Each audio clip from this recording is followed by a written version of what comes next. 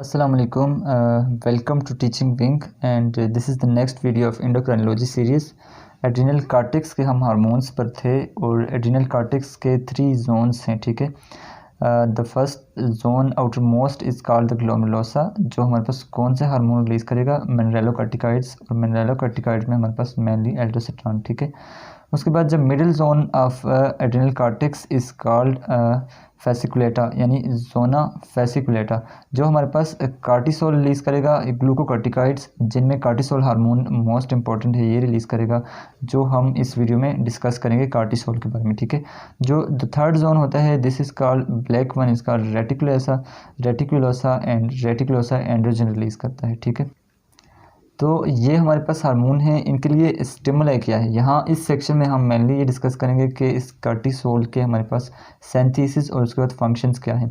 तो सबसे पहले थोड़ी सी हमारे पास स्टिमुलाई देख लेते हैं कि यहाँ हाइपोथैलेमस का जो पैरा वेंट्रिकुलर न्यूक्लियस होता है, वहाँ से कार्टिकोट्रोपिन रिलीजिंग हार्मोन आता है और प्राइमरी कैपिलरी प्लेक्सेस यहाँ मीडियन एमिनस में होता है जो इनको रिसीव करता है, ठीक है। और यहाँ से ब्लड वेसल्स इंटीरियर पिट्यूटरी में लेके आती हैं secondary capillary plexuses, and secondary capillary plexuses हमारे पास यहाँ कार्टिकोट्रोफ्स पर एक्ट करती हैं, यानी उनको ये एसिटी कार्टिकोट्रोपिन रिलीजिंग हार्मोन प्रोवाइड करती हैं और वो हमारे पास एसीटीएच की प्रोडक्शन करवाती हैं, ठीक है। एसीटीएच यहाँ आता है, हमने ये डिस्कस कर लिया था कि वो जोना ग्लोमेरुलोसा पर एक्ट करता है, लेकिन जोना ग्लोमेरुलोसा पर उसके इफेक्ट एज सच नहीं होती जिस तरह के हमारे पास नीचे वाली 2 लेयर्स पर होते हैं, ठीक है। जो हम जोना फेसिकुलेटा अभी पढ़ रहे हैं तो इसके सेल्स पर इस एक्ट करेगा, ठीक है। तो इसमें जो चीज़ें हमने डिस्कस करनी है थोड़ी बहुत, वो हम पहले देख लेते हैं कि क्या क्या हमने डिस्कस करना है। तो एक तो हमने ये देख लेते हैं कि सबसे पहले हमने स्टिमुलाई डिस्कस करनी है, ठीक है। स्टिमुलाई यानी क्या होगी।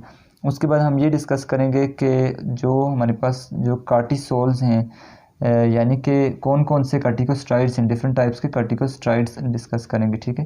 कार्टिकोस्टेरॉइड्स डिस्कस करेंगे। उसके बाद हम डिस्कस कर लेते हैं सिंथेसिस, एंड सिंथेसिस के बाद हम आते हैं फंक्शंस की तरफ, ठीक है। फंक्शंस में हमारे पास क्या है कि सबसे पहले हमारे पास फंक्शन में हम कौन कौन से एस्पेक्ट डिस्कस करेंगे कि मेटाबॉलिज्म ऑफ कार्ब्स, ठीक है। उसके बाद number 2 is the metabolism of proteins, and the third one is metabolism of fats. उसके बाद हम एंटी इन्फ्लेमेटरी इफ़ेक्ट्स डिस्कस करेंगे, ठीक है। एंटी इन्फ्लेमेटरी इफ़ेक्ट्स इसके क्या क्या हैं, और the last one is D and E. The last one is हमारे पास क्या है कि एलर्जिक रिएक्शंस में इसका रोल डिस्कस करेंगे, और एट द एंड हम इस वीडियो में नेक्स्ट वीडियोस में हम रेगुलेशंस को डिस्कस करेंगे, ठीक है। सबसे पहले अगर हम ले लें कि क्या है कि हमारे पास एक हम जोना फेसिकुलेटा पढ़ रहे हैं, तो जोना फेसिकुलेटा का एक सेल ले लेते हैं सपोज, ठीक है। जोना फेसिकुलेटा का एक सेल ले लेते हैं और यहाँ पर कौन से रिसेप्टर्स होंगे हमारे पास, जी प्रोटीन कपल्ड रिसेप्टर होंगे, ठीक है। जी प्रोटीन कपल्ड रिसेप्टर्स हमारे पास क्या, उनके साथ क्या बाइंड होगा, स्टिमुलस क्या है कि एसीटीएच आके बाइंड होगी, ठीक है। एसीटीएच बाइंड होगा तो क्या करेगा कि जी प्रोटीन है तो जी प्रोटीन को एक्टिवेट करेगा, ठीक है। जी प्रोटीन, तो जी प्रोटीन आगे क्या करेगी, साइक्लिक एएमपी एडेनाइल साइक्लेज, जो एक एंजाइम होता है एडेनाइल साइक्लेज, उसको एक्टिवेट करेगी, ठीक है।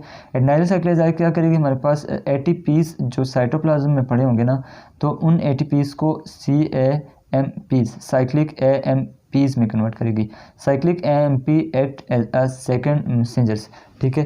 तो साइक्लिक एएमपी आगे सिंथेसिस के स्टेप्स में साइक्लिक एएमपी आगे क्या करेगा, प्रोटीन काइनेज ए को एक्टिवेट करेगा, और प्रोटीन काइनेज ए आगे हमारे पास क्या करता है कि प्रोटीन काइनेज ए आगे सिंथेसिस के डिफरेंट स्टेप्स में हेल्प करता है।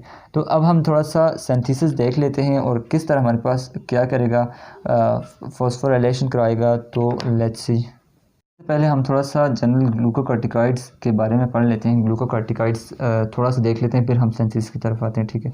ग्लूकोकॉर्टिकॉइड्स हमारे पास जो नेम इंडिकेट कर रहा है, यानी ग्लूकोज के मेटाबॉलिज्म के साथ कुछ ना कुछ करेंगे, ठीक है। वैसे तो हम पढ़ेंगे इनका जो अफेक्ट होगा वो कार्ब्स, प्रोटीन्स और फैट्स सब पर होगा, लेकिन मेनली ये क्या करते हैं कि क्या फंक्शन होता है कि ब्लड ग्लूकोज लेवल को इन्हांस करके रखते हैं। प्रोड्यूस कब होते हैं, हाइपोग्लाइसीमिया में होते हैं, या हमारे पास कोई भी ऐसी स्ट्रेस की कंडीशंस होती है जिनमें हमारा ब्लड ग्लूकोज लेवल हमें हाई चाहिए होता है, ठीक है। तो इनका क्या एक मेजर फंक्शन इनका क्या है, ब्लड ग्लूकोज लेवल को इन्हांस करके रखते हैं। और इस चीज़ पे हमने नाम दिया है कि ग्लूकोकॉर्टिकॉइड्स, ठीक है। तो हमारे पास जो मेजर ग्लूकोकॉर्टिकॉइड है ना, तो वो हमारे पास क्या है, कार्टिसोल है, ठीक है, कार्टिसोल है। कार्टिसोल की ग्लूकोकॉर्टिकॉइड एक्टिविटी कितनी होती है, 95% कार्टिसोल की ग्लूकोकॉर्टिकॉइड एक्टिविटी ये परफॉर्म करता है, ठीक है। उसके बाद जो हमारे पास सेकंड है कार्टिकोस्टेरॉन है, तो ये हमारे पास 4% ग्लूकोकॉर्टिकॉइड एक्टिविटी परफॉर्म करता है। अब हमने कुछ ऐसे जो हैं सिंथेटिक्स हमने बनाए हुए हैं, सिंथेटिक्स यानी ग्लूकोकॉर्टिकॉइड्स बनाए हुए हैं, हार्मोन्स। तो वो हमारे पास क्या क्या हो सकते हैं। सबसे पहले हमारे पास कार्टिसोन है, ठीक है। कार्टिसोन की जो हमारे पास ग्लूकोकॉर्टिकॉइड एक्टिविटी है वो तकरीबन कार्टिसोल जितनी ही है, यानी अगर इसके साथ कंपेयर करें तो इसी जितनी है, 0.7 टाइम्स, यानी थोड़ी सी कम है, ठीक है। उसके बाद हम देखते हैं कि कार्टिसोन के बाद हम प्रेडनिसोन की तरफ आते हैं। प्रेडनिसोन क्या है कि प्रेडनिसोन की जो हमारे पास ग्लूकोकॉर्टिकॉइड एक्टिविटी है वो 4 टाइम्स है देन कार्टिसोल, ठीक है। उसके बाद जो हमारे पास मिथाइल प्रेडनिसोन है, मिथाइल प्रेडनिसोन की हमारे पास glucocorticoid activity 5 times than the cortisol. And at the last one हमारे पास जो क्या है, डेक्सामीथाजोन। डेक्सामीथाजोन क्या है हमारे पास, ये एक कार्टिसोल है, ठीक है। कार्टिसोल सिंथेटिक कार्टिसोल है जिसकी एक्टिविटी हमारे पास 30 टाइम्स है, ठीक है। मैं डेक्सामीथाजोन को हम अलग से डिस्कस करेंगे कि इसके साइड इफ़ेक्ट्स किस हद तक हैं और क्यों ये हमारे पास डॉक्टर्स के अलावा किसी को अलाउ नहीं है डेक्सामीथाजोन का इंजेक्शन लगाया या डेक्सामीथाजोन यूज़ करना, ठीक है। इसके साइड इफ़ेक्ट्स बहुत ज़्यादा हैं, ये हम अलग वीडियो में डिस्कस करेंगे। यहाँ हम सिंथेसिस की तरफ आते हैं, लेट्स सी। सिंथेसिस हमने क्या देखी थी, प्रेग्निनोलान हमने क्या देखा था कि सबसे पहले कोलेस्ट्रॉल है हमारे पास। कोलेस्ट्रॉल किस में कन्वर्ट हुआ था, क्योंकि जो एल्डोस्टेरॉन की हमने सिंथेसिस पढ़ी थी उसी से रिलेट कर लिए, ठीक है। तो वो किस में कन्वर्ट हुआ था, प्रेग्निनोलोन, और वो किस में कन्वर्ट हुआ था, प्रोजेस्टेरॉन, और वो किस में कन्वर्ट हुआ था, कार्टिकोस्टेरॉन। एंड विच वाज कार्टिकोस्टेरॉन, यानी पहले था 11 डीऑक्सी कार्टिकोस्टेरॉन और फिर कार्टिकोस्टेरॉन, एट द एंड एल्डोस्टेरॉन। तो इसी से हमारे पास रिलेटेड है, क्या होगा कि जो प्रेग्निनोलोन होगा ना, तो वो 17 डीऑक्सी प्रेग्निनोलोन में कन्वर्ट होगा। किस में कन्वर्ट होगा, 17 डीऑक्सी प्रेग्निनोलोन। 17 डीऑक्सी प्रेग्निनोलोन किस में कन्वर्ट होगा, ये हमारे प्रोजेस्टेरॉन है तो इसके पैरेलल ही जाएंगे, ठीक है। 17 डीऑक्सी प्रोजेस्टेरॉन, ठीक है। तो और ये वाला प्रोजेस्टेरॉन हमारे पास जहाँ से ये भी इसमें कन्वर्ट हो सकता है, यानी अगर प्रेग्निनोलोन कन्वर्ट होगा तो वो 17 डीऑक्सी प्रेग्निनोलोन में कन्वर्ट होगा और फिर वो 17 डीऑक्सी प्रोजेस्टेरॉन में कन्वर्ट होगा। और अगर प्रोजेस्टेरॉन को देखें तो वो डायरेक्टली भी इसमें कन्वर्ट हो सकता है। उसके बाद अगर हम आएँ तो इसका पैरेलल क्या है, व्हाट वाज दैट, 11 डीऑक्सी कार्टिकोस्टेरॉन। तो यहाँ हम कहेंगे 11 डीऑक्सी कार्टिसोल। यहाँ क्योंकि कार्टिसोल की सिंथेसिस करेंगे तो इजीली इसलिए लगेगा कि अगर आप इसको याद कर दें, मेन हमारे पास जो पाथवे है तो ये उसी की हमारे पास हॉरिजॉन्टल पाथवेज चल रहे होते हैं, ठीक है। तो इसका हॉरिजॉन्टल ये आ गया 11 डीऑक्सी कार्टिसोल। तो 11 डीऑक्सी कार्टिसोल आगे किस में कन्वर्ट होगा, द लास्ट स्टेप में कार्टिसोल में कन्वर्ट हो जाएगा, ठीक है। तो ये आ गया हमारे पास कार्टिसोल। तो वो जो हमारे पास ACTH आया था जो जोना फैसिकुलेटा के सेल्स पर एक्ट कर रहा था सेकंड मेसिन सिस्टम चला के, एट द एंड हमारे पास प्रोटीन काइनेज ए आया था, उसने बहुत सारे एंजाइम्स को आगे फॉस्फोराइलेट करेगा। इन स्टेप्स के एंजाइम्स को फॉस्फोराइलेट करेगा और स्पेशली ACTH किस को करता है, कोलेस्ट्रॉल डिस्मोलोज, ठीक है। कोलेस्ट्रॉल डिस्मोलेज हमारे पास रेट लिमिटिंग एंजाइम है एंड फर्स्ट स्टेप में हेल्प करता है। The first step is the conversion of cholesterol to the pregnenolone, ठीक है। ये हमारे पास क्या है, कोलेस्ट्रॉल को प्रेग्निनोलोन में कौन सा एंजाइम कन्वर्ट करता है, कोलेस्ट्रॉल प्रेग्निनोलोन, तो इसकी भी फॉस्फोराइलेशन करेगा और इसको एक्टिवेट करेगा, ठीक है। ये था हमारे पास सिंथेसिस। इसके बाद हम फंक्शंस की तरफ आते हैं। तो these diagrams are drawn for the functions actually, ठीक है। तो फंक्शन में सबसे पहले हमारे पास जो फंक्शन है, this is metabolism of carbs के बारे में हम डिस्कस करेंगे, ठीक है, कि कार्ब्स के मेटाबॉलिज्म। तो हमने जो ग्रोथ हार्मोन पढ़ा था, ग्रोथ हार्मोन के इफेक्ट्स के सेम लाइक इसी का इफेक्ट होगा, ठीक है।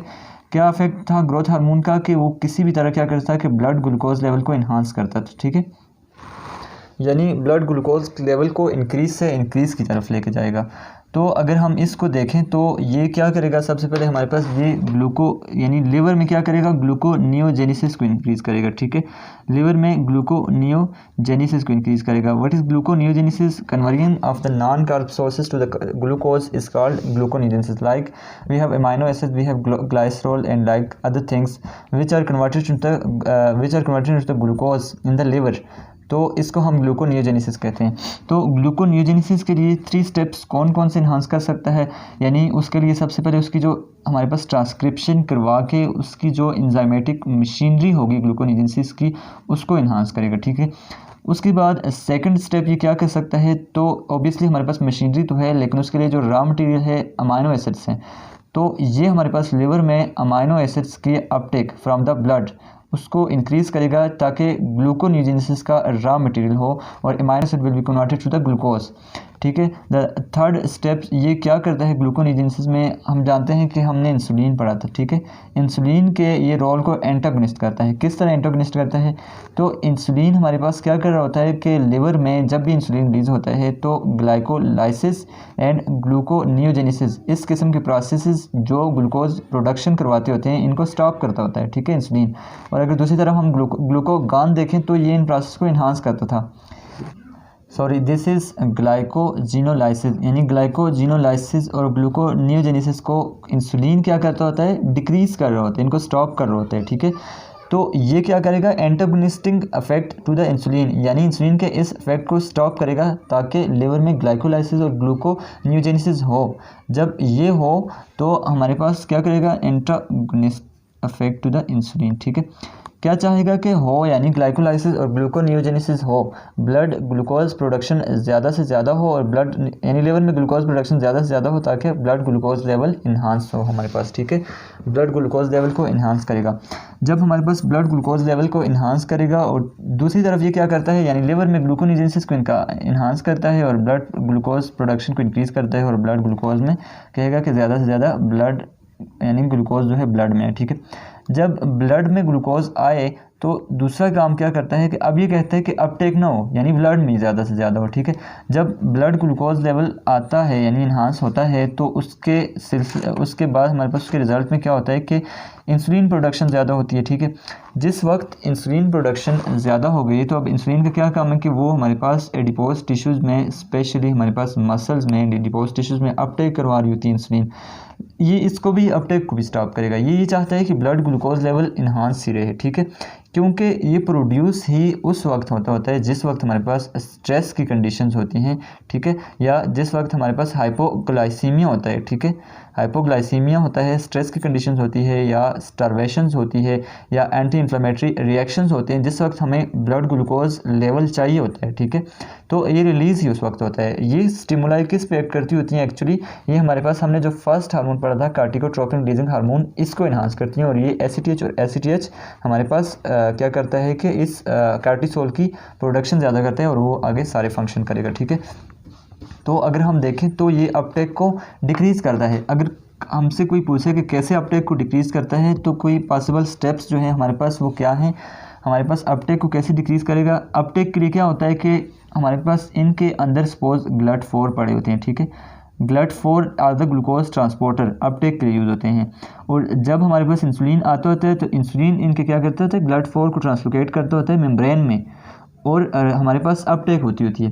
तो इसका क्या इफेक्ट है, अब इंसुलिन के अगेंस्ट है तो क्या करेगा ये कि जो GLUT4 की हमारे पास ट्रांसलोकेशन है इसको स्टॉप कर देगा, यानी ये कहेगा कि GLUT4 मेम्ब्रेन में ना हो, यानी मेम्ब्रेन के थ्रू क्या करेगा, GLUT4 को मेम्ब्रेन में ट्रांसलोकेट नहीं करेगा जिसकी वजह से अपटेक नहीं होगा। ठीक है, इनमें भी और इनमें मसल सेल में, मसल टिश्यू में। ठीक है, तो एक तो हमारे पास क्या हुआ कि GLUT4 की ट्रांसलोकेशन को डिक्रीज़ कर दिया। ठीक है, one possible step is that.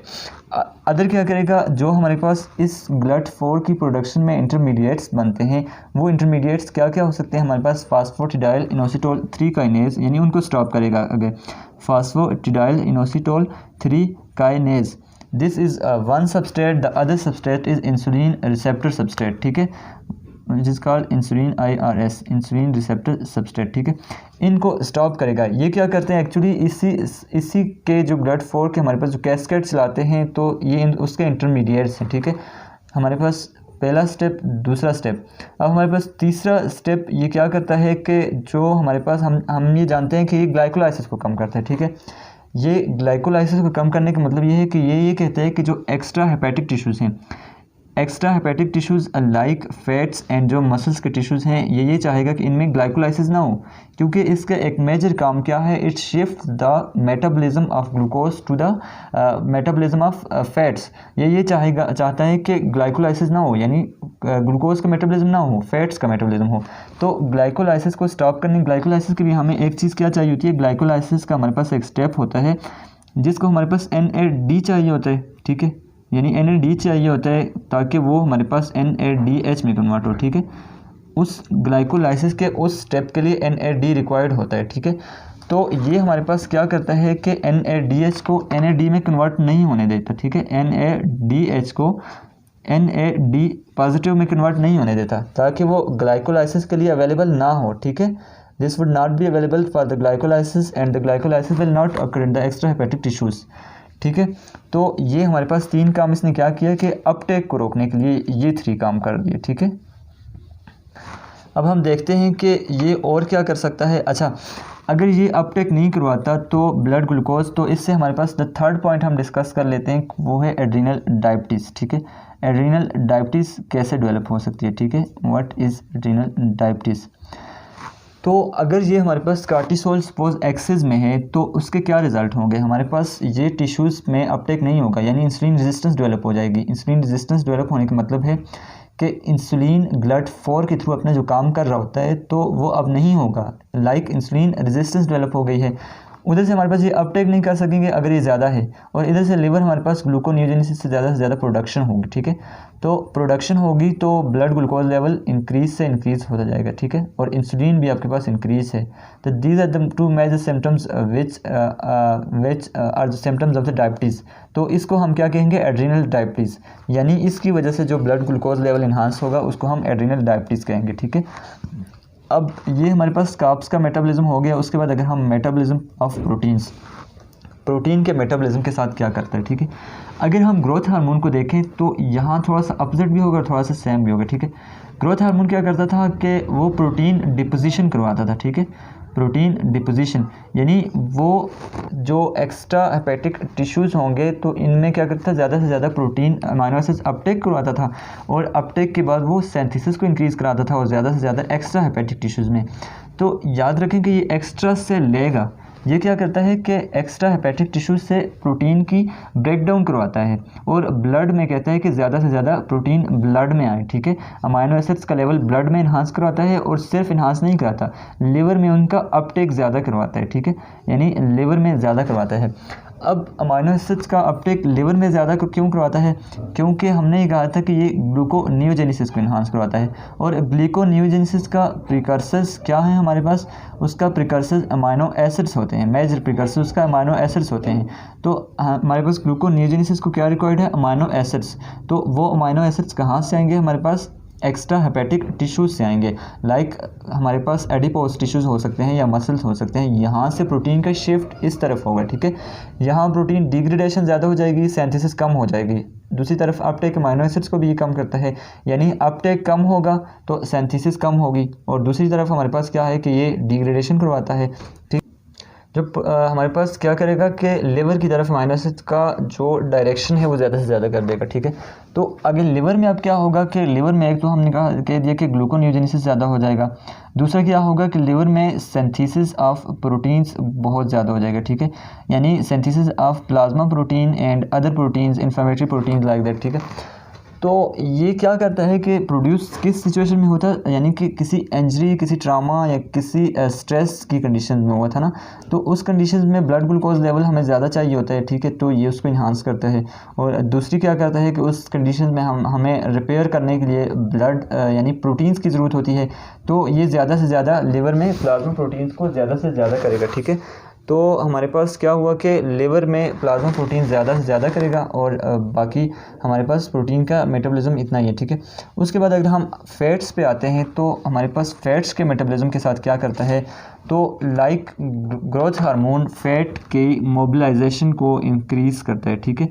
Fat की मोबिलाइजेशन को इंक्रीज़ करता है और हमारे पास जो मेटाबॉलिक सिस्टम है बॉडी का, एक्स्ट्रा हेपेटिक टिश्यूज़ का जो सिस्टम है, उसका जो मेटाबॉलिक हमारे पास शिफ्ट करवाएगा। What does mean by the metabolic shift?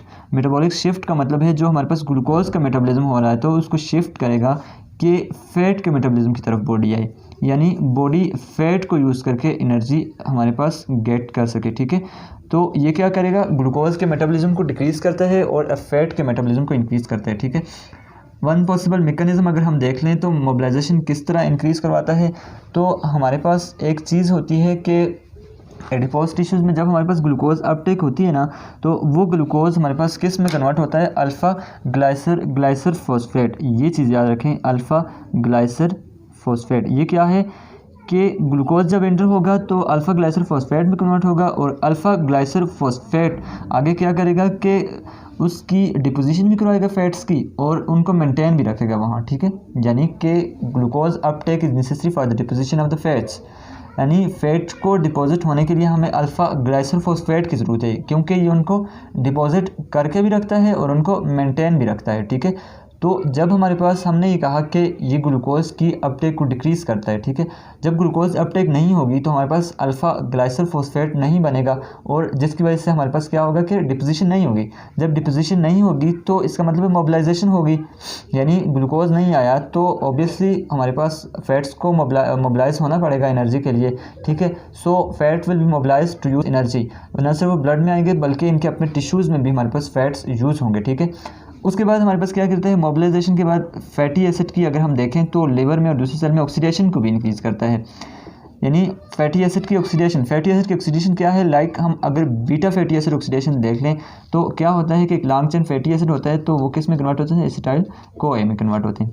Acetyl co आगे क्या करते होते हैं, क्रेब साइकिल में जाते हैं और एनर्जी देते हैं, ठीक है। तो इस तरह हमारे पास oxidation plus mobilization of the fats को इंक्रीज़ कर दिया है इसने, ठीक है। इसके बाद हमारे पास एंटी इन्फ्लेमेटरी इफेक्ट्स, यानी एंटी इन्फ्लेमेशन में कैसे हेल्प कर सकता है और एलर्जिक रिएक्शन में कैसे हेल्प करता है, तो ये हम नेक्स्ट वीडियो में करते हैं। Thank you so much for watching this video.